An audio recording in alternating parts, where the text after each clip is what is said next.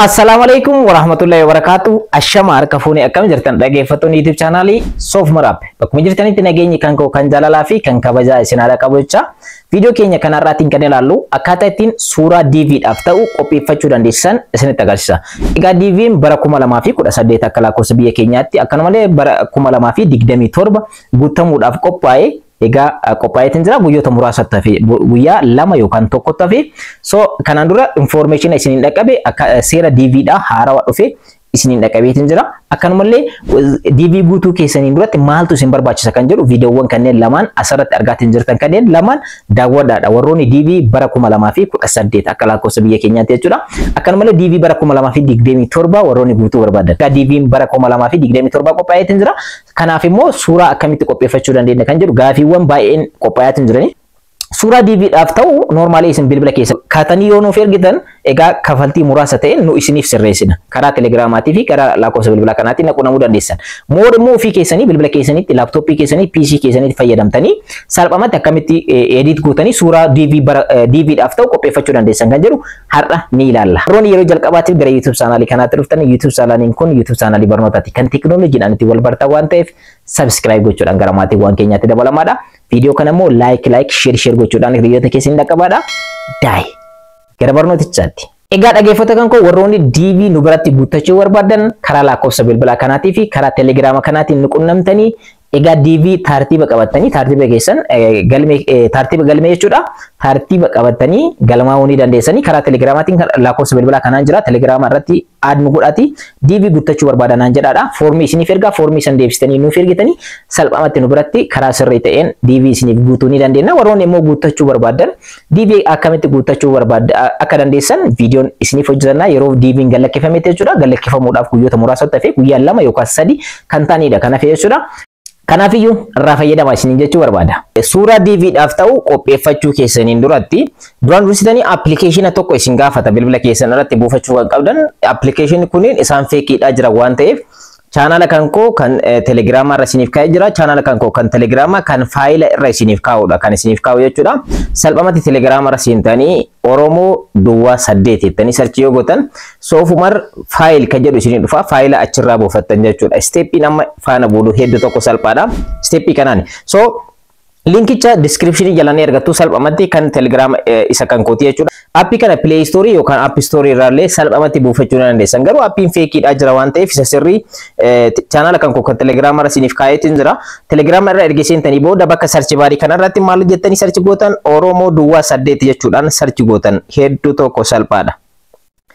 Ergasii immoo Oromoo faayil kan jedhu suuraan kan koo kan irratti argamu isa kana subscriber hin qabu sababni isaas haarawaa isiniif bane isa kana irratti faayilota baay'eetu jira wantoota baay'eetu jira waan ta'eef isa kanarra more faayila qofa appilikeeshinoota isin barbaachisan dokumentii isin barbaachisan akkanumallee wantoota isin barbaachisan kan dokumentii fi faayilaan wal qabate appilikeeshinaan wal qabate kanneen asirra yoo isiniif kaa'e more irraa fayyadamtu Soofumar faayil kan jedhu kanarratti kilik gochuudhaan salphamatti egaa appilikeeshina jalqabaaf asirratti fe'ameedha jechuudha.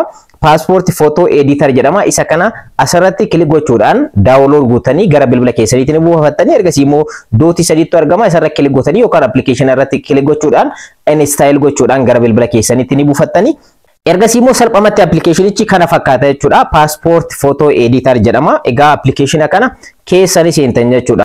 Egaa gara appilikeeshinaatti yeroo seentan get started kan jedhu ni argama. Get started kan jettu kanarratti kilik gochuudhaan gara keessaatti ni seentanii yeroo jalqabaatiif immoo haala kanaan isinii dhufa.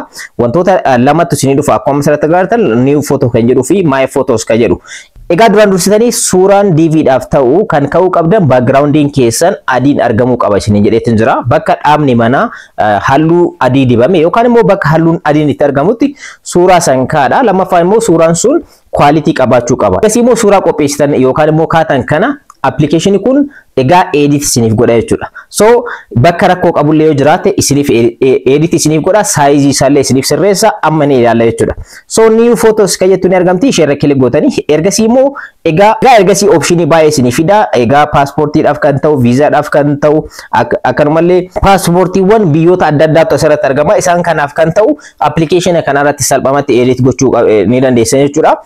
Egaa processii kana keessa osoo hin seeniin immoo akkamitti edit godhachuu dandeessan ofii keessanii kan jedhu kan isin qabu. So isaan kanneen irratti kilik gootanii processii qaba waan ta'eef.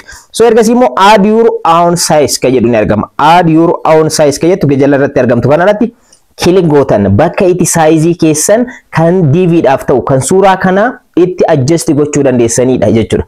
Bakka itti sirreeffachuu dandeessanidha. Background isaa, saayizii isaa, akkanumallee type saayizii isaa, file saayizii isaa wanta hundayyuu asirratti adjust gochuu dandeessan.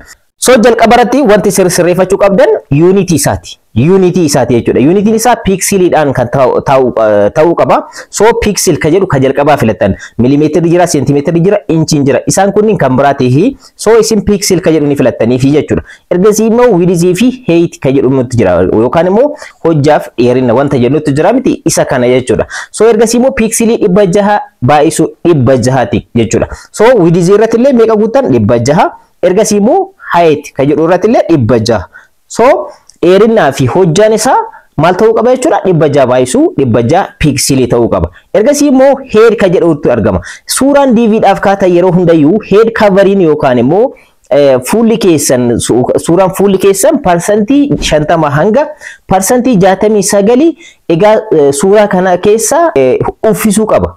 So suuraan isin kaatan yeroo hundayyuu asii oltu baay'inaan uwwisa jechuudha. So naannoo kana irraa ol kan kaatanidha jechuudha. So kanaafiyyuu percentii 50 hanga 69tti maaltu uwwisuu qaba? Fuula keessantu uwwisuu qaba jedhameetiin seerri isaa kan jiru jechuudha. So suuraan DV'dhaaf kaatan kanaafiyyuu head ka jettu kanarratti percentii sirreeffattan jechuudha.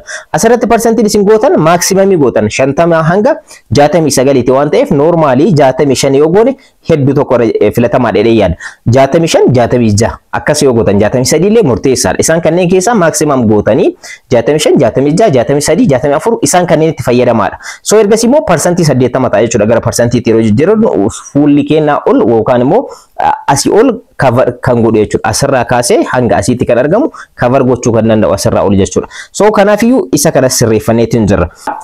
Custom size ka jedhu ni argama. Isa kana barreessaatii custom size keessan DV jedhaatii irra barreessaa. Maaliif faayilaa kana akkan dogongorreef jechuudha. So salphumatti DV jettanii irra barreeffachuu dandeessan waan biraas jettanii irratti barreessuu dandeessan. Ergasii immoo daneetan amma saayizii isaa, edii isaa wanta hundayyuu egaa unity isaa filanneetiin jirra jechuudha. Saayizii kanaan akka nuuf qopheessu ajajaatiin jirra. So kanaafiyyuu dan ka jettu irratti kilik gootan. Hedduu tokko salphaadha. Ergasii immoo permission isin gaafata application kun yeroo jalqabaatiif keessa yoo seentan so allow jechuudhaan permission ani kennitaniif maaliif access akka godhuuf jechuudha. So suuraa steepii asirratti argaatiin jirtan kanaan isiniif sirreessuudhaaf isiniif qopheessuudhaaf qophaa'aatiin jira jechuudha. So ergasii immoo kaameraa kan jiruu fi gaalaarii kan jiru filannoo lamatu jira. Egaa duraan dursitanii akkuma duraan dursee isiniif ibsee suuraa keessan bakka itti sirriitti mul'achuu danda'u backgroundiin isaa bakka itti wantoonni adiin argamu halluun adiin argamutti ni kaatan suuraa keessan kan mul'achuu danda'u kan dabzaz hin jenne akkanumallee suuraan isin DV'dhaaf ta'u kanaan dura isiniif ibseetiin jira viidiyoo jalqabaa keessatti gaaddidduu qabaachuu hin qabu suuraan keessan sirriitti mul'achuu qaba akkanumallee fuullee fayyadamuu qabdan wanta akka keeppii kanatti fayyadamuu qabdan wantoota kanneen manatsirii maal kanneen fayyadamuu hin qabdanii normaalii isa yeroo barumsaatiif dokumentii adda addaatiif yeroo kaasan ni beektanii woroonni ministeerii fudhatan maal fudhatan kana suuraa ka'uudhaaf deemtan ni beektan mana suuraa dheeytanii isa kana ni kaatanii yookaan bilbila keessanii kaatanii application kanaan illee adjust godhachuu dandeessan. Hedduu tokko salphaadha. Isaadha kan isinitti agarsiisaa jiru. Ergasii immoo kaameraa jettanii suuraa ka'uu ni dandeessanii asumarratti illee so gaalaarii keessaa qopheeffadheetiin jira waan ta'eef gaalaarii kan jedhu ni filadha.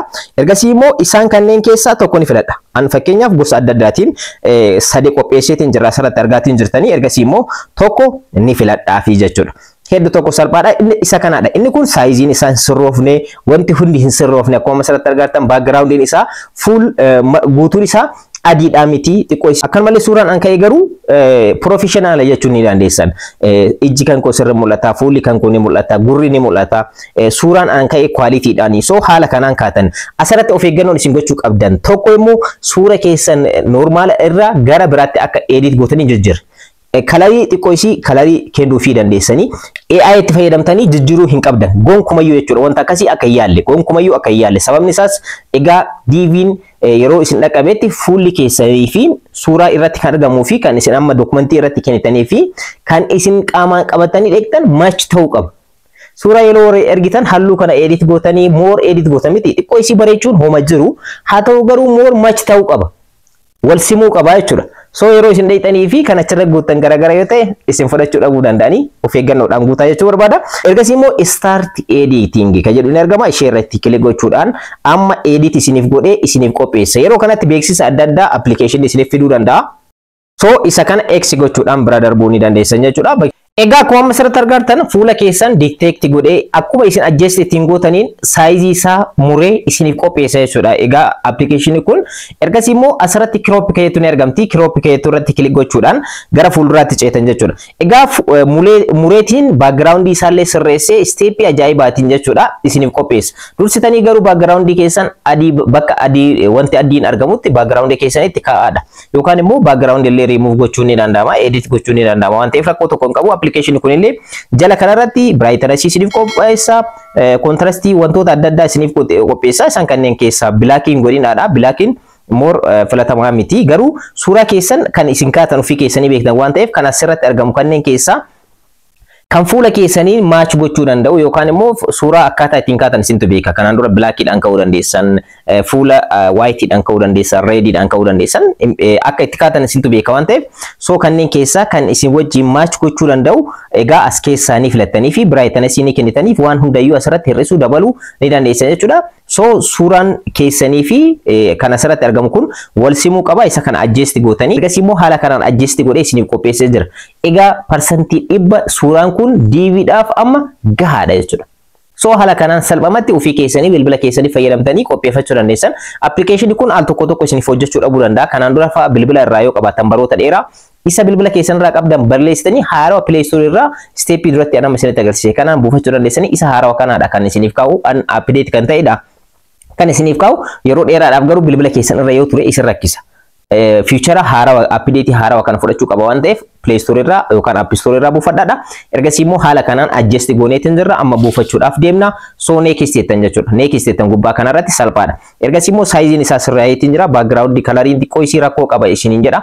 Egaa background colorii rakkoo qaba yoo isiniin jedha asirratti right irratti isiniif godha. So saayiziin isaa sirriidha rakkoo takka hin qabu naan jedhe. So background change godhinaan jedhe. So background change gochuu qabdan jechuudha. Background jijjiiruu qabdan jechuudha. So background keessan wanta hundayyuu right irratti isiniif godha. Ofii isaatti select isiniif godha jechuudha. So background rakkoo qaba jechuudha. Suuraa kan koo kana yeroo ka'u background isaa sirrii miti jechuudha. Isa kana adjust gochuu qabdanii.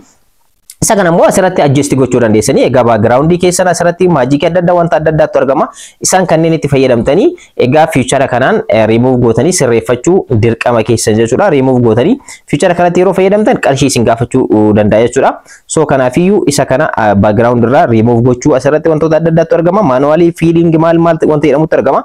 So isaan kanneen itti fayyadamtanii so isa kanatti fayyadamtanii ergasii immoo background isaa remove gootan. Amma fakkeenyaaf background remove godheetiin jira. Akkuma asirratti agartan background remove isiniif godha. Inni kun garuu optioniin kun al tokko tokko qarshii isin gaafachuu danda'a. So bakka kanarratti change ka jettu irratti kilik gochuudhaan haala kanaan ergasii immoo save gootanii gara bilbila keessaniitti ni buufattanii kalarii isaa sirrii filadhaaf isiniin jedha. Kalarii ni filattanii fi kalarii adiidha waan ta'eef so kalarii ni filattanii fi ergasii immoo daneetan jechuudha. Smoothie isaallee asirratti dabaluu fi hir'isuu ni dandeessanii ergasii immoo daneetanii isa kana ni buufatan jechuudha. Amma akkuma asirratti agartan maal isiniif jijjiiree jira? Background jijjiiree jira.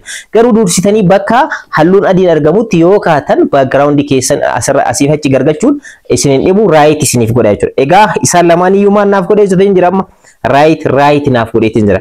Photo size change jijjiireetiin jira. Background sirreesseetiin jira. Edit jijjiireetiin jira. Akkuma asirratti agartan inni durattii fi inni kun wal simu. So adjust yeroo gootan of eeggannoodhaan isa kana hojjedhaadha. Ergasii immoo save keetu ni argamti. Yeroo bakka dhumaarratti argamna. Save goona jechuudha. So maqaa edit gochuu dandeessanii name kan jedhu kanarratti maal gootanii maqaa hin daganneen fakkeenyaaf an DV jedhee irratti guutaa. Maqaa faayilii kun ittiin isiniif taa'u jechuudha. Ergasii immoo adda kanatti immoo faayil type wanta jedhamutu jira. Faayil type akka hin dogongorre. Asirratti JPEG kan jedhu yookaan immoo JPEG kan jedhu irratti filattan. Isa kana ni filattanii inni guddaan immoo faayil saayiziidha. Faayil saayiziin DV'n suuraan DVdhaaf ta'u kiiloobaaytii 240 hanga 240ti. 240 gonkumayyuu darbuu hin qabu. Yookaan faayilii keessan isin fudhachuu hin danda'u suuraa keessan jechuudha. So kanaaf asirratti adjust gootan faayil size kan jedhu kanatti ni argama. Faayil size kan jedhu kanatti ni argama. Isa faayil type isa jalqabaarra godhatanii faayil size keessan immoo hanga 200 fi meeqatti isin jedhe 240ti. So kanaaf asirratti adjust gootan jechuudha. Adjust yeroo gootan of eeggannoodhaan hanga 200 fi 40 irra godhachuu hin dagatinaadha. Asirratti hanga 240 isin jedhanii So an almost 226 godhe isin garuu 240 hanga 240 ni danda'ama waan ta'eef garuu 200 gad hin taasisanadha. 240 immoo darbuu hin qabu kiloobaaytii jechuudha. So ergasii immoo save gootan. So save gooneetiin jira gara bilbila keenyaatti buufanneetiin jira. Egaa appiin kun beeksisa isin fiduu danda'a. Beeksisa isaanii ilaalaadha. Egaa sarviisii kana isiniif kennuuf isaan immoo beeksisa gara bilbila keessaniitti isiniif fidanii sababni isaas isaanis isinirraa fayyadamu application kun isinis ni fayyadan jechuudha. Ergasii immoo close gootanii amma immoo mee dokumentiin qophaa'e kun maal fakkaata kan jedhu haa ilaallu. Akkuma asirratti argitan dantaa'eetiin jira. Isa kanaadha kan qopheeffanne DVdhaaf kan ta'u parsantii 50 hanga 69 maaltu uffisuu qaba isin jedhe suuraa keessan irratti asii ol yookaan immoo morma keessanii ol jechuudha. So parsantii caalaa kan uffiseetiin argamu asirratti egaa fuula kan koodha jechuudha. So ergasii daneettanii egaa salphumatti dokumentii kan koo irratti bu'ee jira, faayila kan koo irratti bu'eetiin jira. Mee keessa seennee maal akka fakkaatu ilaalu. Egaa suuraan kun amma adjust goone kun egaa DVdhaaf kan ta'u isa sirriidha jechuudha. Isa kanaan dura ture argitaniitiin jirtanii isa kanaadha. Isa kana jechuudha. Background isaa devzis kan jedheedha. Wantoota baay'ee jechuudha. Akkanumallee dheerinni isaa saayiziin isaa sirroofne isa kana garamitti nu jijjiira gara kanatti jechuudha. Bifa professional ta'een haala kanaan sirreeffachuu ni dandeessan. Garuu of eeggannoo gochuu kan qabdan suuraan keessaa reel gara keessanitti kan dhiyaatu ta'uu qaba. Isa of eeggannoodhaan hojjedha. Egaa gabaabinumatti viidiyoo keenya kanarraa keessatti suuraa DVdhaaf ta'u akkaataa ittiin bilbila keessaniitti laaptooppii keessanii fayyadamtanii ofii keessanii qopheeffachuu dandeessan ilaalleetiin jira irraa fayyadamaadha. Egaa yeroo itti aanu immoo DVn bara kanaa guutamuudhaaf yookaan immoo guutamuu eegaluudhaaf yeroo muraasatti hafe so DV warroonni nu biratti guuttachuu barbaadan lakkoofsa bilbilaa kanaan akkanumallee karaa telegiraama kanaatiin nu qunnamuu dandeessanii tartiiba qabadhaatii namoonni baay'een qabachaatiin jiranii so DVn yeroo gallakkeeffametti isiniif kan guunnu ta'a jechuudha. So DVn bara kanaa immoo akkamitti guutama seerota haarawaa qabateetiin dhufee jira akkamitti guutuu dandeessan kan jedhu viidiyoo isiniin dhaqqaba yeroo inni gallakkeeffametti akka irraa fayyadamtan abdiin qaba. Warroonni YouTube chaanaalii kanaaf haarawaa taatan subscribe, like, share gochuun irraanfatinadha. Yeroo biraa viidiyoo biraatti wal argina. Bye.